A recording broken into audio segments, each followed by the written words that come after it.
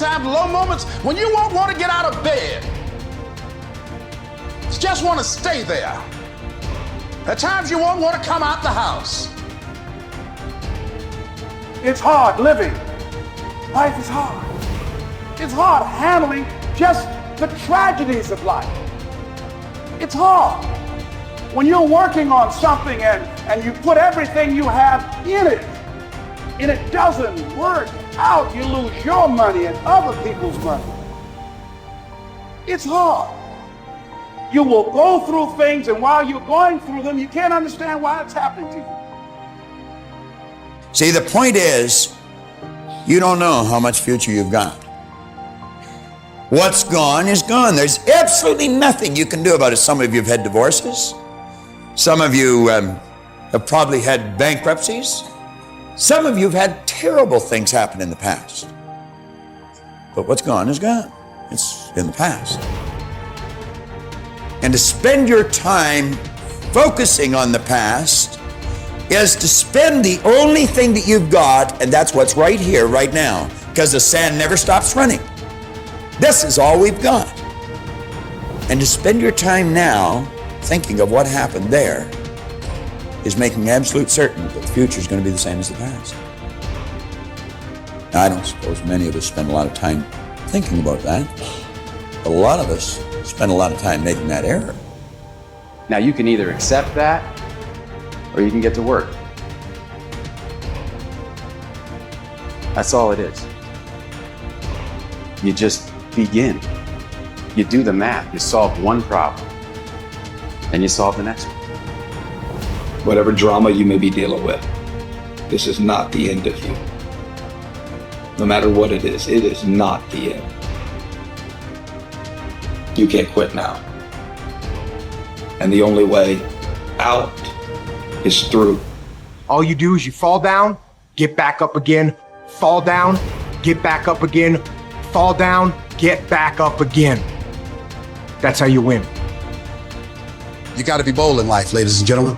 If you're not bold, if you're not standing up inside yourself, if you're not willing to call into being the highest and the strongest that's within you when you're facing life's challenges, life will trample you. But see, when you discover the truth of this goodness, this power that you have within you, that truth will set you free from ever being a victim in life. That truth will enable you to handle things with a level of equanimity that will surprise you. Getting unstuck means that you are going to start living life on your terms, rather than just gliding through every day on automatic. That you have a special power within, that you know that things are going to get better for you. You know that you can handle this. And because you want some different kind of results in your life, you've got to decide that I'm going to go all out.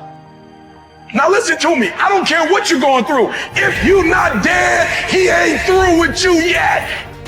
As long as you waking up, you still in the game. As long as you alive, you can still make it happen. As long as that breath in your nostrils, boo, you still in the game. You still can win. Now get your butt up. Why do you keep crying? Why me, God? Why did I get MS? Why did I get cancer? Why did my mama die? Why did I get fired? Listen, you got put through that because what that does, that tension produces greatness.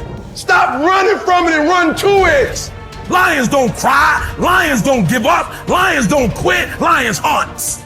That's what we do for a living. We turn tragedy into triumph.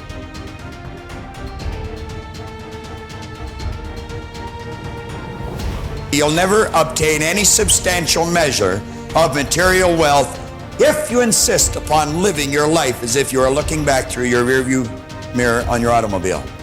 Nevertheless, it seems to be a very common error which many people have turned into a habit. Let the dead bury the dead. Let it go. I don't care how bad it was, let it go. 5 years from now, 10 years from now, when you look back in retrospect at that terrible thing that's happened, you're going to find it was probably one of the best things that ever happened to you. Advancement of all kinds is preceded by a crisis. The greater the crisis, the greater the opportunity for advancement. Or you could put it another way. You could say, out of all confusion comes order, a higher degree of order than that which existed prior to the confusion. Because you see, the confusion was a learning state. Remember, I was pointing out that business is fun. It really is. I see business as a game. It's a game we're playing, and we play to win. And when we're winning, we're having fun. And when we're losing, we're learning. Let's treat both of the experiences exactly the same. They're learning experiences. Now we say, remember the old adage which says, let the dead bury the dead. Stop looking back on your life and worrying about the things which have already occurred and which you can no longer alter. That's like trying to change the time you got out of bed this morning. You're never going to be able to do it. That stands for eternity. You cannot go back and change it, since you cannot let it go. Pursuing that kind of mental activity will never lead to anything worthwhile, any worthwhile accomplishment in your life. You should understand, moreover, that all accomplishments in your life, you should understand, moreover, that all of the great achievers of the past have been visionary figures. They did with their life what, like Scott was saying, he does with his music. He heard it in here. They see their life in here. They're building visions of a great future. We've got a vision of a great company. We've already got a great company. We want a better one. We serve a lot of people. We want to serve more. And as we do, we receive greater rewards. Because we receive greater rewards, we become more comfortable, more creative, we can provide more service. It's a beautiful cycle that we're in. Looking into the past is a self-doom fulfilling cycle. You just keep getting it worse, worse, worse. We've all done it, so we know what it's like. These visionary figures were men and women who projected into the future, and they did not belabor over things which had already passed. They thought of what could be rather than what already was, and then they moved themselves into action to bring these things into fruition. If there were tips for success, everybody would have been successful. There are no tips for success. Only those who are not so successful, or those who are not successful, think somewhere if you read 10 points in a book, you're going to be successful. We need to understand this. If you want to be successful, don't seek success. What you seek is competence. If you enable yourself, and if you do something well, other people will say you're a success.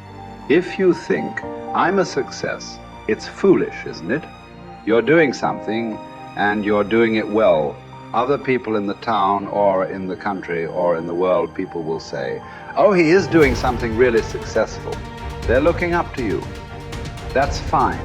You look up to yourself. That's madness, okay? You don't seek success. You seek empowerment, you seek competence, you do it the best that you can do. You cannot do as well as somebody, but you can do the best that you can do. So if you do your best, if your best is good enough, world will recognize. If it is not, you will be happy. So what does success look like? What does it take? Well, you know, I know family and friends who always have their breakfast on time. And after breakfast, of course, they must have coffee. After coffee, of course, they must light up a cigarette and sit there nicely because they're trying to become peaceful. And then they will go to work, come back home exactly on time for lunch, eat lunch, rest for 1 or 2 hours, sleep, then evening have 1 tea, and then smoke, and then again go to work. And at 8 o'clock, 8:30, they're back home for dinner, and then maybe other things, drink and this and that and whatever. But those who have been very successful, either in music, sport, art, business, spiritual process, doesn't matter what, those people never know when they ate, when they slept, when they got afternoon rest. So those who are committed to being successful with whatever they're doing, one important aspect of their life is they're not settling down wherever it's a bit comfortable, because comfort will happen when they lower you too in the grave. Very comfortable you are, you know. Right now, it's about ensuring that there is profoundness of experience and there is impactfulness of activity. Because if they had given you a limitless amount of time, you could do all those things. Nothing wrong, I'm not against them. But they gave you such little time with such tremendous potential of being human. That's the problem. For every one of you, your life is precious, isn't it? It's a precious life. If something is precious, where do you want to invest this life? Because what you call as my life is just a certain amount of time and energy, isn't it?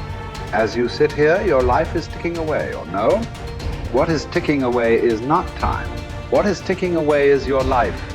So this energy that you call as my life, how are you going to invest it? Because if you're doing something truly worthwhile, it gets over before you know what happened. Only if you're doing something worthless, it feels like a long life. Have you noticed this? On a particular day when you're very happy, 24 hours, poof. It went off like that, like a moment. You are miserable, 24 hours feels like 10 years. Have you not noticed this? So, only miserable people will have a long life. Joyful people, life goes away like that as if it's a couple of days. It passes away like that if you are creating what you really care to create. So, one thing that every young person should do is, without the influence of the peers of your own age group, without the influence of your professors and your parents, without any kind of influence, somewhere you must stay by yourself at least for 2-3 days and look at it. What is it that I want to invest this precious life into? What is it that will be worthwhile today and worthwhile after 50 years for me to invest myself into? You invest your life into that, whatever it is, however small, big, it doesn't matter. If you see that this is something truly worthwhile and you invest your life in that, this will be a life of fulfillment.